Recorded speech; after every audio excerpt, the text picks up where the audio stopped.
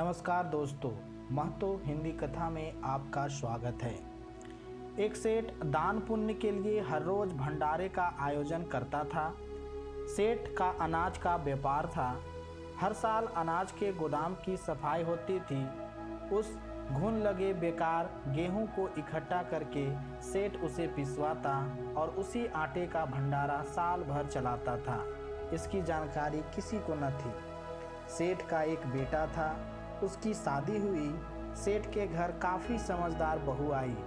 जब बहू को पता चला कि उसके ससुर सड़े हुए गेहूं के आटे की रोटियां गरीबों को खिलाते हैं तो उसे बहुत दुख पहुंचा। एक दिन जब सेठ भोजन करने बैठा तो बहू ने उसकी थाली में उसी आटे की रोटियां परोस दी। सेठ ने समझा कि बहू ने कोई नया पकवान बनाया है।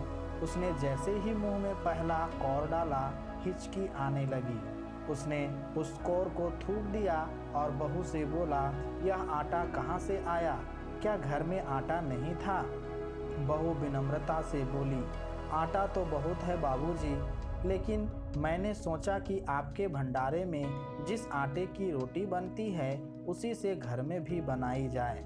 यह सुनकर सेठ ने कहा, बहू, वह आटा तो गरीबों के खाने के लिए होता है। बहू बोली, पिताजी, मुझे बताया गया है कि परलोक में प्राणी को वही खाना मिलता है जो वह गरीबों को खिलाता है।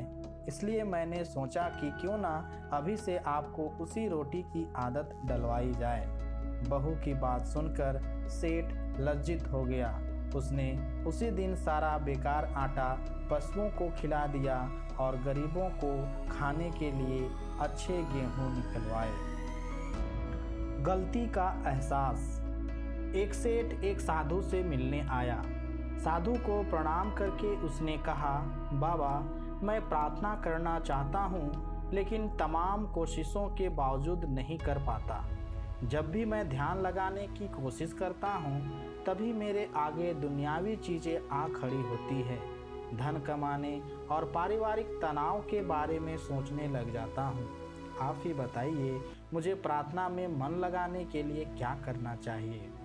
यह सुनकर साधु महाराज सेठ को एक ऐसे कमरे में ले गए जिसकी खिड़कियों में शीशे लगे हुए थे। साधु ने सेठ को कांच के पार बाहर का नज़ारा दिखाया। शीशे से पेड़, उस पर चहकते पक्षी और दूसरी कई चीज़ें नजर आ रही थी। यह देखकर सेठ प्रसन्न हो गया। उसके बाद साधु उसे दूसरे कमरे में लेकर गए।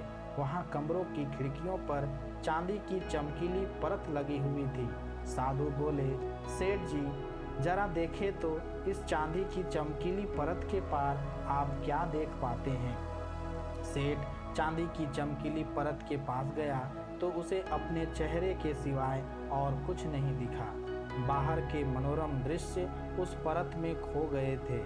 यह देखकर सेठ बोला, बाबा, यहाँ तो बाहर की दुनिया ही गायब है। चांदी की चमकीली परत में तो मुझे सिवाय अपने चेहरे के कुछ भी दिखाई नहीं पड़ता, जबकि कांच में से मुझे बाहर के मनोरम दृश्य दिखाई पड़ रहे थे। सेठ की बात सुनकर साधु बोले, बिल्कुल सही कहा तुमने। इसी तरह तुम भी प्रार्थना करते समय अपने ऊपर चांदी की परत चढ़ाए रखते हो, इसलिए उसमें तुम्हें अपनी शक्ल और अहम के अलावा कुछ और नज़र नहीं आता। यदि तुम स्वयं को कांच की तरह पारदर्शी और स्वच्छ बनाओगे तो तुम्हारा प्रार्थना में ध्यान सहज ही लग जाएगा। सेठ को अपनी गलती का एहसास हो गया।